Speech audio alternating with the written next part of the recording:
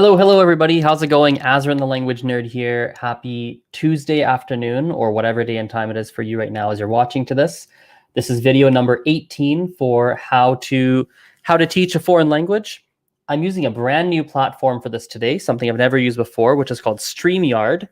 I wanted to run a test because I'm actually going to be making another one of these videos later today, and I was planning on using StreamYard.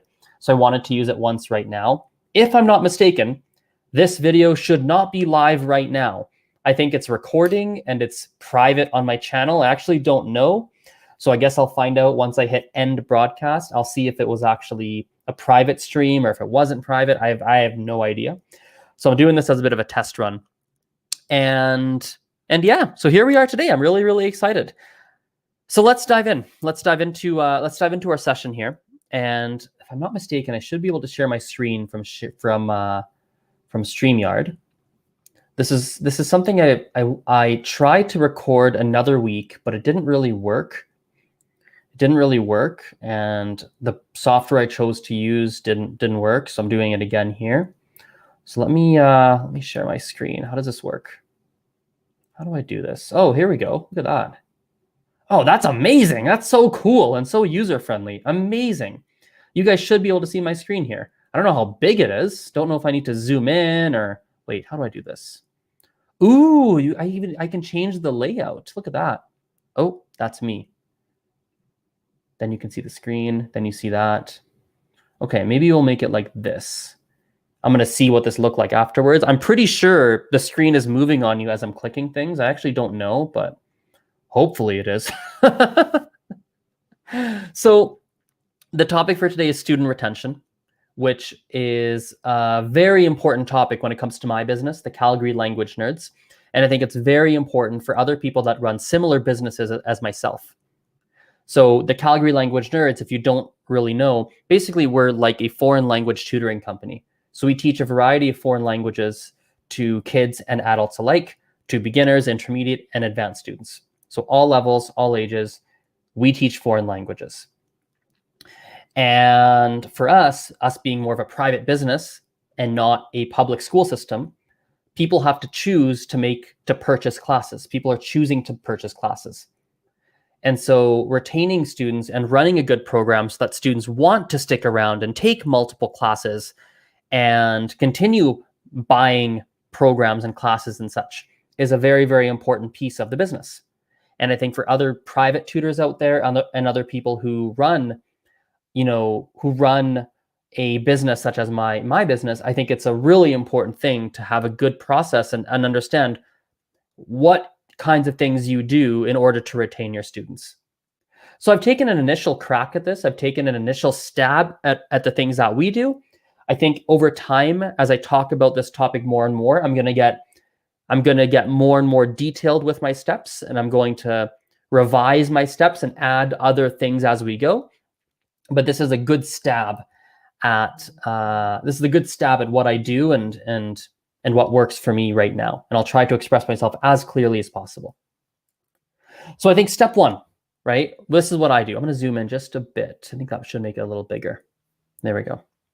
Step one, when there's about 2 classes remaining, I will gauge how the students have felt about the classes so far. So in my business, most of the time, people pay for roughly 2 months of classes at a time. So for example, if you have a private student, they pay for 8 weeks of classes up front, and they pay in advance. If it's a group class, it's a similar concept. They take a class, the class has a schedule that runs for maybe 8 to 12 weeks, and they pay for that 8 to 12 week course. And so when there's 2 classes remaining in their purchase, I start to gauge how they felt. So I say things like, hey, before starting today's class, I wanted to check in and see how you felt about the lesson so far. How have you found the classes until today? I let them talk. I let them answer, right? I'll say, what have you enjoyed about the classes? What would you have liked to change? Or what would have you wanted to focus a little bit more on? Is there anything you would have done differently if we could go back and restart the classes? As you're asking these questions and you're listening to the replies, it's very important to listen carefully, because the students' comments are very valuable insights as to they're valuable insights as to what kinds of things they need from their classes.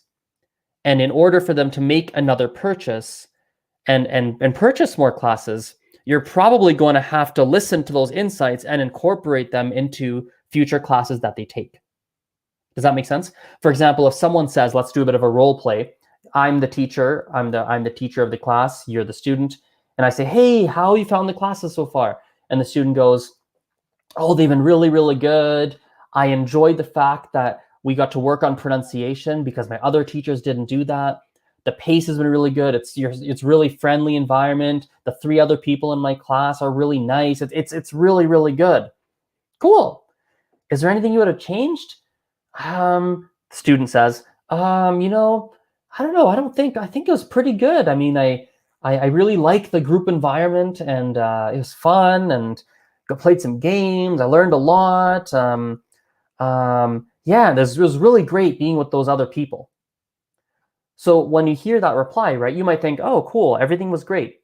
But if you listened carefully, you'll have noticed, and I said, when I was role playing as a student, I said multiple times, I think I said it 2 or 3 times, that I liked being with a group, right? I said it multiple times that I liked being in a group environment.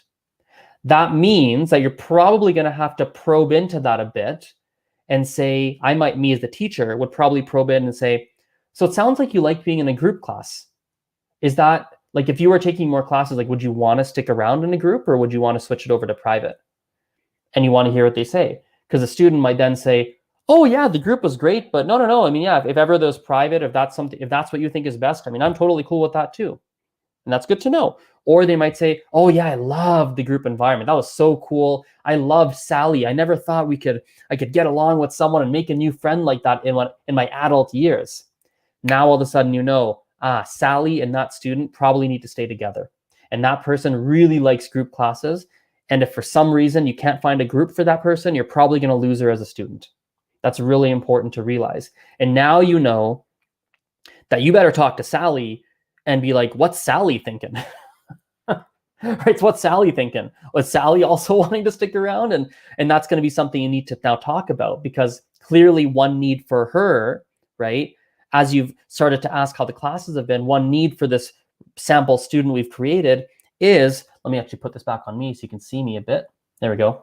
One clear need for the sample student we talked about is to be with Sally and or to be in a group environment. They clearly really like that. So you have to listen very carefully to the reply, because you might have to, you're likely going to have to incorporate what they say into any future purchases that they choose to make. So step 2, I think it's important to establish a clear plan for the last 2 lessons and incorporate their feedback into the plan. So there might not be a lot that you have to change for the last 2 lessons. If you were following a pretty set curriculum, you might just keep following your curriculum. There might not be much to change, especially if the student said something like, it was a really good class and they didn't really have a lot of constructive criticism or things they'd like to focus on. There might not be a lot to change. So you might, when you look at their feedback, there might not be a lot of feedback to really incorporate. Maybe not, right? Maybe not too much over here in terms of their feedback. Perhaps not. But maybe there is. Maybe there will be feedback to incorporate. Maybe they said, yeah, it was really good. I like this. I like that. I just wish I got to practice listening more often. We did a lot of speaking, but now when I listen to native speakers and stuff, I still don't really understand. So then when you get to these last 2 lessons and you're at this part of the process, you might say something like, oh, that makes sense. Hey, why don't we actually focus on that for the last 2 lessons? Why don't we, at least for the last 20 minutes of the class, why don't we actually do some listening practice to give you a little bit more? And they go, yeah, that sounds like a good idea. In a group class, it's, if it's a small group, if it's a large group class, you might not be able to personalize it to that level. In a small group class, it's a little bit easier. If there's only 2 or 3 people, it's pretty easy to personalize it like that. If there's 23 people, it's a lot harder to do that. So I think it is a very, how do I say this? A lot of what I'm sharing here is running under the assumption that your classes are very small groups or private. If you're running a larger group class, I think the process you follow has to change a little bit. It's still a similar process, but it's not exactly the same. I think what I would change at step 2, if you're running large group classes, is in fact, this conversation that you're having, the student retention conversation, should probably actually be a one-on-one conversation and should not be a conversation. I'm sorry, let me say that again.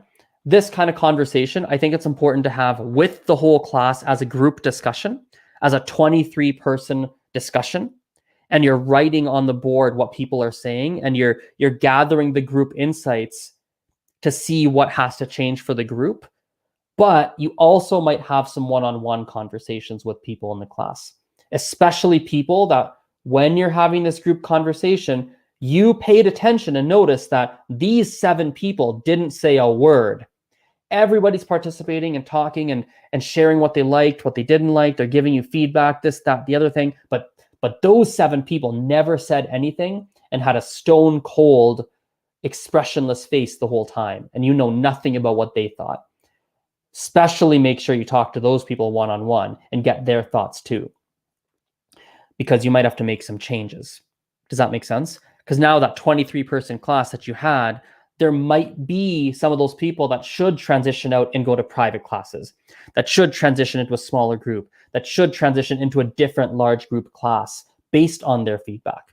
And if you only, one guy's experience, from my experience, if you only have set levels and a very set program, whether it's large group or small groups or whatever it is, however that works, when you have such a set program, you're going to lose people because your program doesn't fit how they want it to learn. Your program doesn't fit. Does that make sense? So that's why having those conversations matters, because you'll retain more students, which means you'll collect more money, which is good for the business. And it means that more students are going to learn and actually achieve a level of fluency. Does that make sense? So it's in everyone's best interest. It's in everyone's best interest to do everything you can to support student learning, right? It's in your best interest because it's going to help you as a tutor. It's going to help you as the business. It's going to help you. It's in their best interest because you're fighting for them and you're doing everything you can to help them learn that target language. It's the best thing for everyone, right? Does that make sense? Let's go to step 2 here. Inquire about the student's future plans for studying the language. So I might say something like, hey, after these last 2 lessons, I was wondering if you were still planning on studying Spanish. Were you still planning on studying it? And here, what you're trying to figure out as we scroll down to step 3, let me actually put it back on this view so it's a bit bigger. There we go.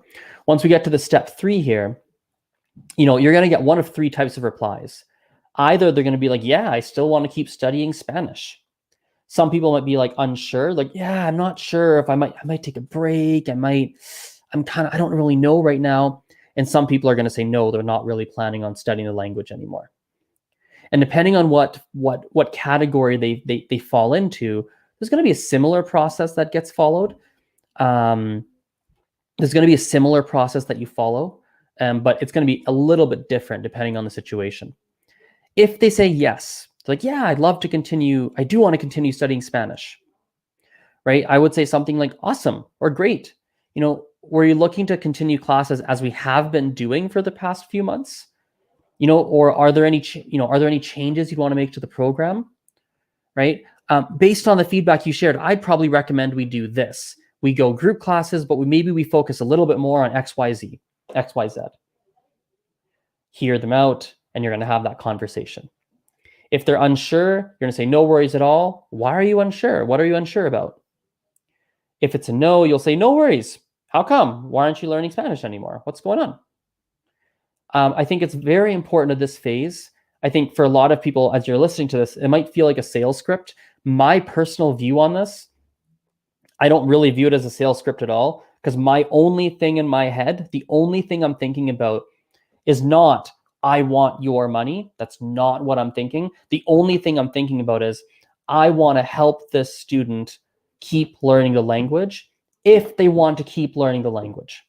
I want to figure out Do they really want to keep learning? If yes, let me help them figure out how to keep learning. And whether that means they take more classes with me or I refer them to someone else, I just want to be someone who helps them in that language learning process and helps them to go continue studying the language in the best way for them. So sometimes that means, for example, I'll give you some examples of very non-traditional things I do. That I do.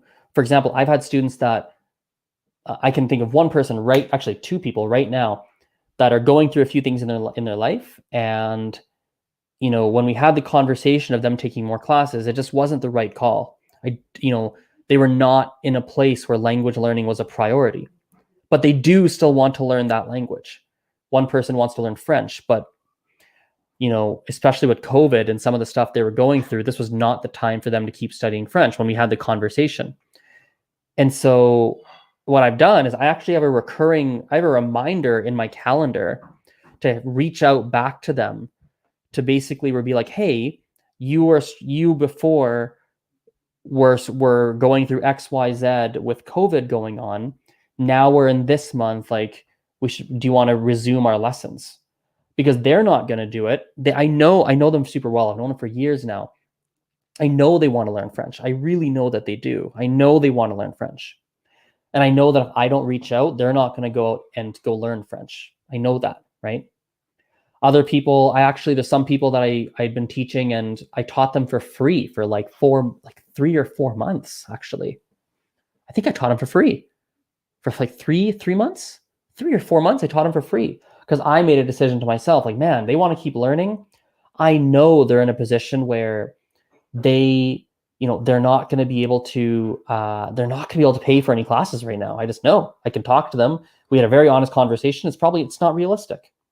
That $200 for a class is not realistic for them right now.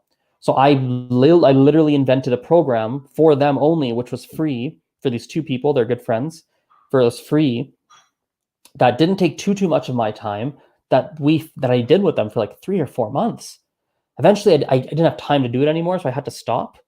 But I still offered other options for them. And in fact, even within that 3 or 4 months, they kept learning. And one of them actually came back and paid once they found another job and they had some money again, and they paid for another class.